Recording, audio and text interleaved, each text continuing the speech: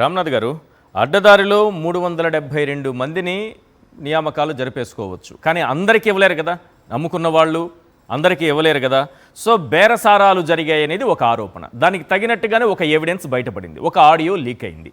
ఆ ఆడియోలో బేరసారాలు చాలా క్లియర్గా మనకు వినిపిస్తున్నాయి. ఈ అంశం పైన అసెంబ్లీలో మాట్లాడుతూ అతనిపైన కేసు పెట్టాము, తర్వాత జ్యుడిషియల్ రిమాండ్కు పంపించామని అంటున్నారు నారా లోకేష్ గారు.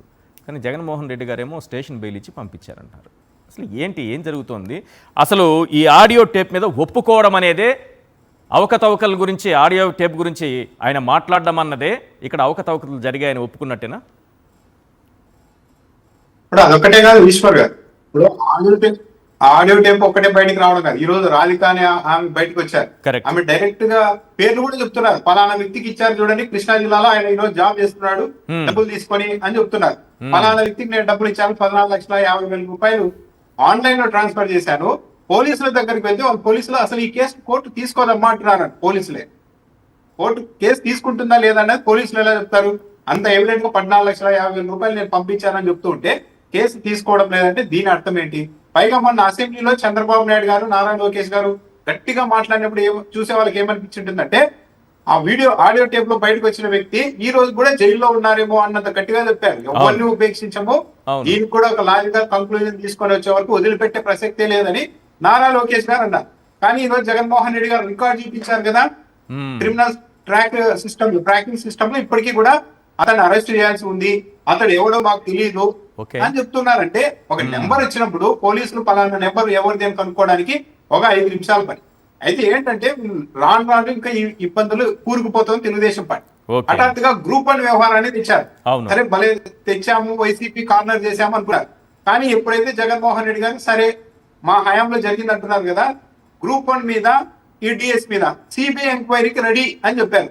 ఒక ప్రతిపక్షం నుంచి, అందులోనే కేంద్ర ప్రభుత్వంలో కూడా అధికార పార్టీ భాగస్వామిగా ఉన్న ఈ సమయంలో ఒక ప్రతిపక్షం నుంచి ఇంత రీజనబుల్ గా ఛాలెంజ్ అనేది ఎక్కడా ఉండదు.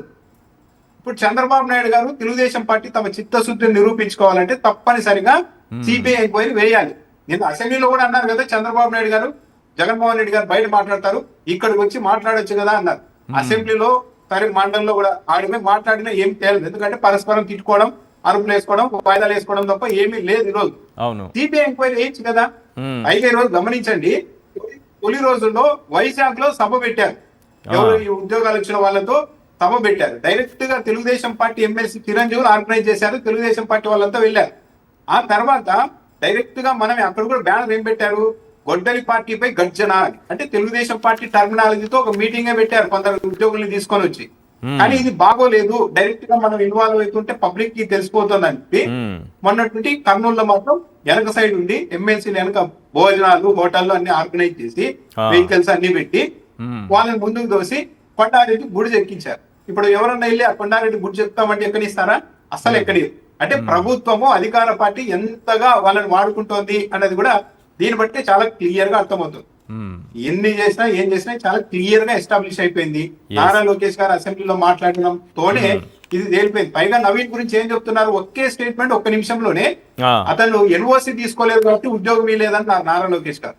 అందుకు కొన్ని క్షణాల ముందు అతడి సర్టిఫికేట్ లో వెరిఫికేషన్ కి రానప్పుడు మేమేం చేస్తామన్నారు. కానీ ఈ రెండో తప్పు కదా.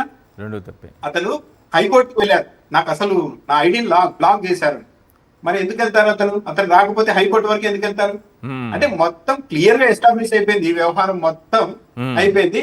ఇప్పుడు ప్రభుత్వం చిత్తశుద్ధి ఉంటే సిబిఐకి ఇవ్వాలి, సిబిఐకి ఇస్తారైతే అనుకోవడం లేదు. ఎందుకంటే ఇంత లాగిన వాళ్ళు ఇంకో 4 రోజులు ఇలాగే లాగితే అరిచి వైసీపీ సైలెంట్ అయిపోతుందిలే అని ఎదురు చూస్తూ ఉంటారు. ఎందుకంటే ఇది వన్స్ సిబిఐకి వెళ్తే ఒక రోజులో తేల్చేస్తారు ఎవరైనా కానీ నిష్పక్షపాతంగా. అంటే ఒకే ఒక సవాల్తో చంద్రబాబు నాయుడు గారిని, లోకేష్ గారిని ఒక డైలమాలో పడేసినట్టు అయిపోయిందా ఏపీఎస్సీ గురించి మాట్లాడుతున్న వీళ్ళిద్దరి పైన? సిబిఐకి వద్దాం అని రెండు కలిపి పబ్లిక్ అంటారు. ఇప్పుడు పబ్లిక్ మొత్తం అర్థమైపోతుంది కదా, పబ్లిక్ న్యూట్రల్ వాళ్ళు గమనిస్తూ ఉంటారు ఎవరి వాదన ఎలా ఉందని. జగన్మోహన్ రెడ్డి హయాంలో అక్రమాలు జరిగే గ్రూప్ 1 లోని చంద్రబాబు నాయుడు గారు నిన్న అసెంబ్లీలో గట్టిగా మాట్లాడారు. ఈరోజు జగన్మోహన్ రెడ్డి గారు వచ్చి సరే ఓకే జరిగాయంటున్నారు కదా, మేము రెడీ, మేము ప్రతిపక్షంలో ఉన్నాం, మేమే చెప్తున్నాం, సిబిఐ ఎంక్వైరీ ఏంటి దాని మీద దీని మీద అన్నారు. ఇప్పుడు చూసే సగటు సామాన్యుడికి ఏమనిపిస్తుంది, నిజాయితీ ఉంటే ప్రభుత్వానికి మరి సిబిఐకి ఇవ్వచ్చు కదా అక్రమాలు జరిగినప్పుడు. జగన్మోహన్ రెడ్డి అంత ధీమాగా మేము రెడీ అంటున్నప్పుడు అధికారంలో ఉన్న పార్టీ ఎందుకు భయపడుతుంది? అన్న పాయింట్ అయితే పబ్లిక్ అర్థమైపోతుంది కదా. ఓకే. సో క్లియర్ గా ఈ కేసులో ఇరుక్కున్నారు. తొలి రోజుల్లో చాలా మంది ఏదో వైసీపీ వాళ్ళు రాజకీయంగా విమర్శలు చేస్తున్నారేమో అనుకున్నారు. కానీ రాను రాను దీని మీద ఎప్పుడైతే డిబేట్ మొదలైందో ఓకే. మొత్తం అర్థమైపోయింది. క్లియర్ గా తెలిసిపోయింది పబ్లిక్ అయితే తెలుగుదేశం పార్టీకి ఇది బాగా డ్యామేజ్ చేసే వ్యవహారం.